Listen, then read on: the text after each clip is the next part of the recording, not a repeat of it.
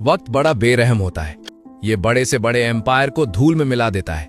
लेकिन रोम के दिल में एक ऐसी चीज खड़ी है जो वक्त की आंखों में आंखें डालकर 2000 साल से खड़ी है।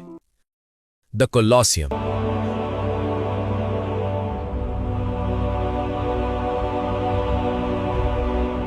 हमें लगता है कि हम आज के स्टेडियम, आज के थिएटर और एंटरटेनमेंट को समझते हैं, लेकिन सच तो यह है कि हमने जो भी बनाया वो स्टोन कोलोसस की कॉपी है।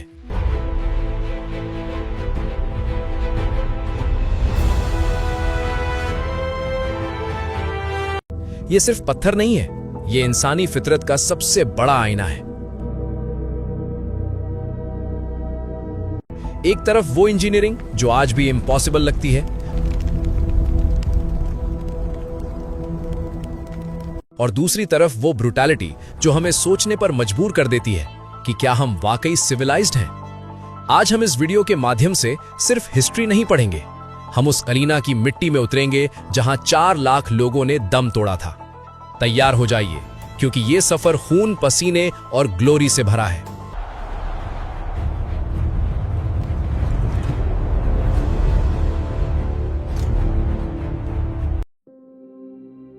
कोलोसियम की कहानी किसी महान काम से नहीं, एक नफरत से शुरू हुई थी। साल था 64 AD।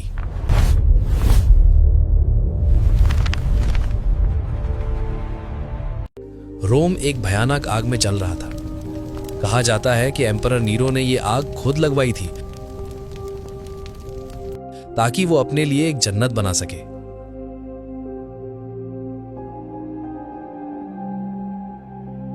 डोमस ऑरिया, उसने शहर के दिल में एक आर्टिफिशियल लेक बनाई। एक राजा का घमंड आम लोगों की लाशों पर खड़ा था, लेकिन नीरो मारा गया। और जब वेस्पेसियन गद्दी पर बैठा तो उसने एक जीनियस साइकोलॉजिकल मूव खेला। उसने नीरो की उस लेक को सुखा दिया और वहीं पर दुनिया का सबसे बड़ा एम्फी थिएटर बनाने का हुक्म दिया। मैसेज बिल्कुल क्लियर था। जहां एक डिक्टेटर अपना ऐशो आराम रखता था, वहां अब पूरा रोम मजा करेगा। यह प्रोपेगेंडा था।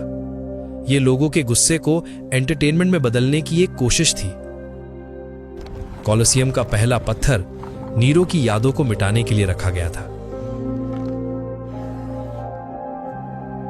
साल था 72 AD।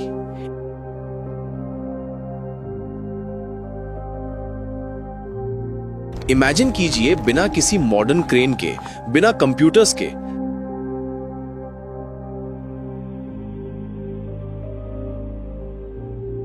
$70,000 लोगों के लिए एक ऐसी बिल्डिंग बनाना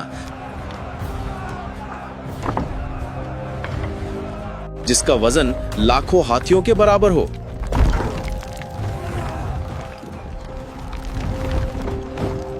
रोमन इंजीनियर्स ने वो कर दिखाया जो आज भी मिरेकल लगती है।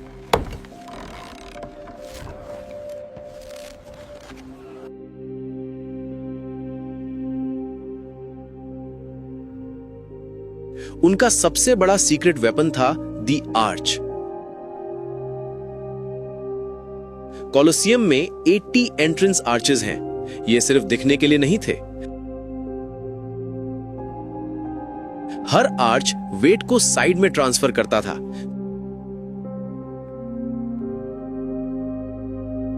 जिससे बिल्डिंग इतनी ऊंची होने के बाद भी अपने वजन से नहीं गिरती थी।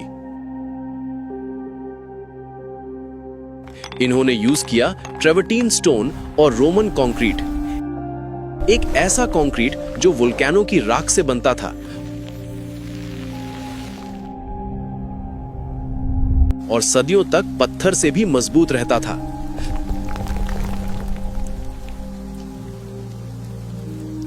असली दिमाग था उनका मॉड्यूलर कंस्ट्रक्शन।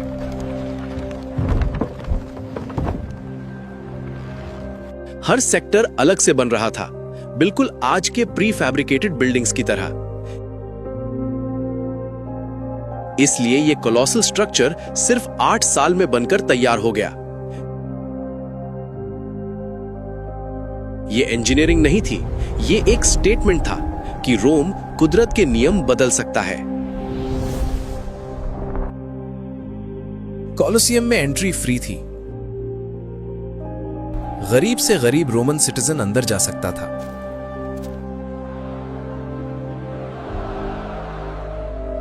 क्यों? क्या एम्परर इतना दरिया दिल था?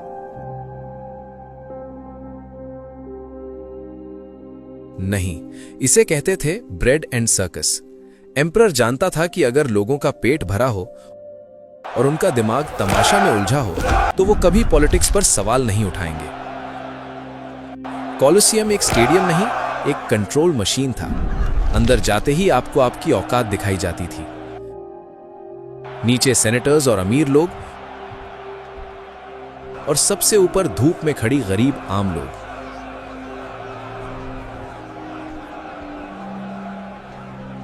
लेकिन सब खुश थे। क्यों? क्योंकि उन्हें खून देखने को मिल रहा था। उन्हें लग रहा था कि वो एक महान एम्पायर का हिस्सा है।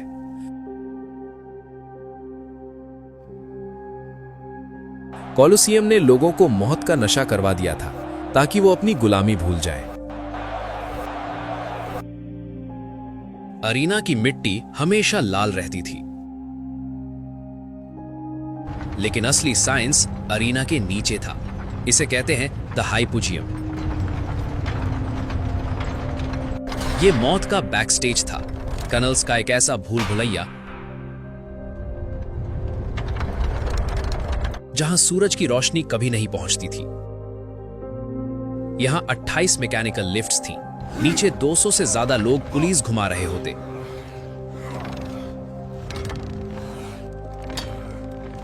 और अचानक अरीना की मिट्टी के बीच से एक ट्रैप डोर खुलता और एक भूखा टाइगर निकल आता था। स्पेक्टेटर्स के लिए ये सीजीआई था, उनके लिए ये मैजिक था। लेकिन नीचे सिर्फ पसीना, मौत की बदबू और डर था। एनिमल्स को अफ्रीका से लेकर मिडिल ईस्ट तक से किडनैप करके लाया जाता था। 10 लाख जानवर इस अरीना में मारे गए। कॉलिजियम का फ्लोर कोई लकड़ी का टुकड़ा नहीं, वो मौत का सबसे एडवांस्ड गियर था। जब ग्लैडिएटर्स अंदर आते थे तो वो एम्परर की तरफ देखकर कहते थे, मोरी टूरी ते सलूतंत। इनका मतलब, जो मरने वाले हैं वो तुम्हें सलाम करते हैं। इनका खाना, इनकी exercise, harder. Push through the pain. इनका दर्द,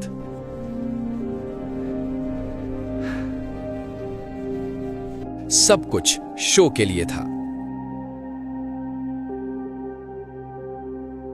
रोम को क्विक डेथ पसंद नहीं थी, उन्हें ड्रामेटिक डेथ चाहिए थी।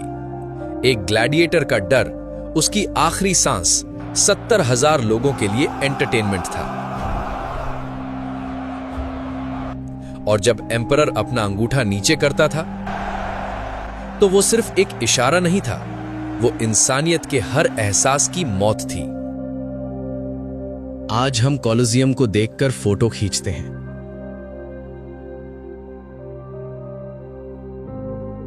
हमें लगता है कि हमने उसे सेव किया है।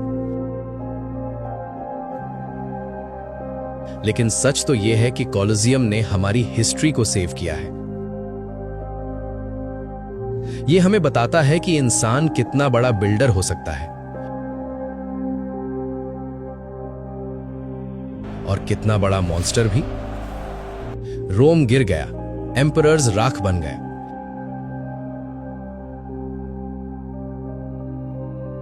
लेकिन ये स्टोन कोलोसस आज भी खड़ा है।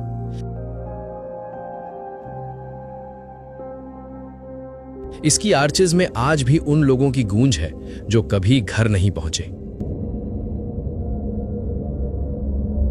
कॉलोजियम पुराना नहीं है, कॉलोजियम इटर्नल है। Born to impress, survived to remember.